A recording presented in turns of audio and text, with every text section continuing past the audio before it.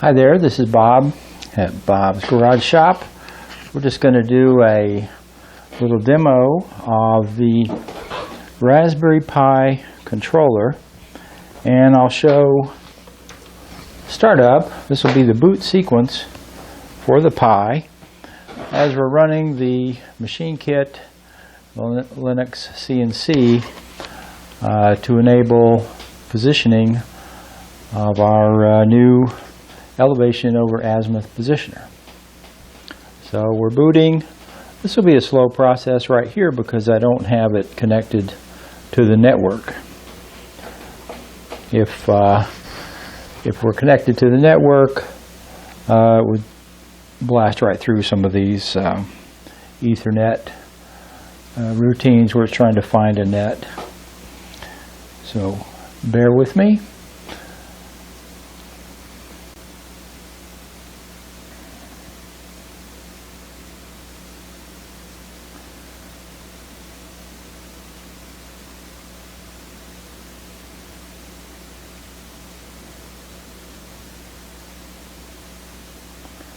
I could connect a net, but we don't really need one for this application. You need one every now and then in order to update your two-line elements for the satellites. But beyond that, this will run without a network just fine. And that's really what it's intended for. Okay, we're about done here. This is on a 7-inch display, just running VGA. I know the Pi is native output is an HDMI, but this is a little setup. Maybe we'll show you the rest of this later. Show you how I have it configured and so on. Okay, here's how the screen comes up. I have a set of icons. And the way to run this application is just to start at the top icon, let that program start up until you have a positioner that will move, and then you run the next icon, just working your way down. That'll start up the predict program in server mode, which is required for this to all work. And then finally open this last icon, and that will start the little piece of C code that ties the first two programs together and starts your tracking system. So we'll just start here with the Linux CNC, and we'll start this start it up. Now this is a real-time application. This uses a fair amount of resource on the Raspberry Pi, but the Pi is sufficient. This is a Model B+. I think the memories are about 512. And so here's the Linux CNC. You can see this is just a, if you're familiar with these things, this is just a kind of what I call a normal CNC display. I'm running Axis, which is a graphical user interface. The way to start this up is to press F1. It takes it out of e-stop. Press F2, and that will enable the servo loop. And now at that point you should be able to rotate azimuth and elevation. So I'm just using the cursor keys. There's a right cursor key, left cursor key, so you can move azimuth up and down. I have X is azimuth, full 360 rotation, and then Y is elevation. And I think you can hear the machine running in the background. So at this point you have a working CNC machine, and it's ready to accept commands from Predict and friends to be able to implement tracking. I'm just going to move this aside slightly, and we'll open up Predict, and we'll start that in this icon will start it up in server mode. And so here's the way it's coming up as a default. Looks like there are a few satellites out there. I would just pick one. Let's pick XW-2C, and I'm going to press Q to get out of this screen. Hit T as in Tango, and look for XW-2C, and that's letter L. Okay, so let's track satellite L. At that point, you need to remember that number, that letter rather, the alpha character you just entered, because you're going to need that here for the unit. This program, the little C code here, will ask you which satellite you want to track. Well, I want L. And so you enter L, and on the command line you hit enter. I'm going to go back to the Linux CNC, and you can see now it's tracking. So every second or so it will update the new angle and keep you on track with the satellite. So that's a basic way to get this started. That's the only way really that I have going right now.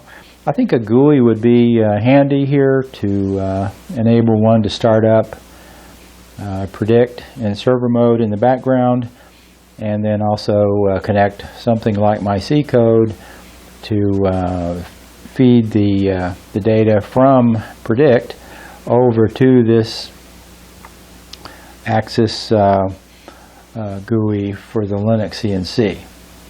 Now, to stop this, you can just a couple of ways. Once, you can just turn off the servo by pressing F1 or escape, and that'll shut down the machine.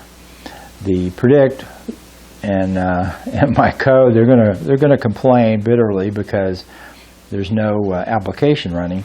So the right way really is just to undo what you just did, and that is you can stop this piece of C code via Control C. The other thing you can do is go into predict. We'll look at this screen briefly. If you take this out of track mode, the updates will stop. At that point, you're not in track mode. The server is no longer sending as an L data to the positioner, and the tracking will stop. If you want to track a different bird, then all you need to do is pick the bird you want here, go back, and you have to stop the C program, CNCTRK.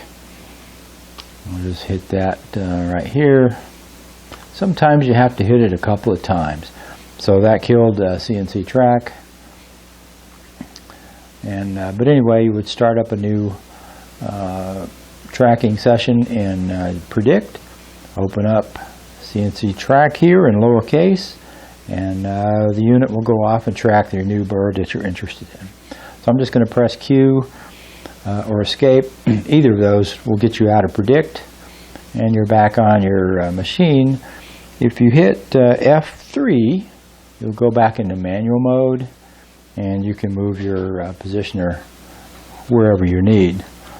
You can move both of these, of course,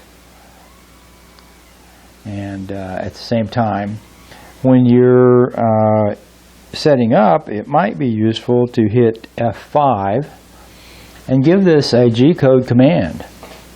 For example, if I want to go to my start point at, say I'm on the horizon and I'm pointed north, I would say give it a G-code command, G0, X0, Y0. Those are pretty straightforward. Hit enter, and the machine will coordinate the motion and move you over to 0, 0. And that's kind of how that works. So you can enter any command you want into the MDI command line, and you'll be ready to go. Let's see. So that's gone through the motion of starting up Axis. We started with the upper left icon. We let that finish. We hit F1, F2. Then we came down to predict. We started this up. picked a satellite that we wanted to run, and just briefly would note that if you don't want to track a satellite, there are a couple of options there. The thing will prompt you so that if you want to track the sun or the moon, if you're doing some EME on the moon, you might have this system track the moon. The system will just track the moon. It doesn't care what you tell it. But there is a feature in there where you can track the moon, and I think you have to enter the alpha character Z, as in Zulu, and it'll go off and track the moon.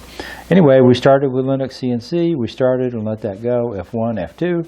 We came down, we started predict in the server mode, and then finally come down to run this little C code that basically just sends data from the server mode of predict into the Linux CNC, and it will run.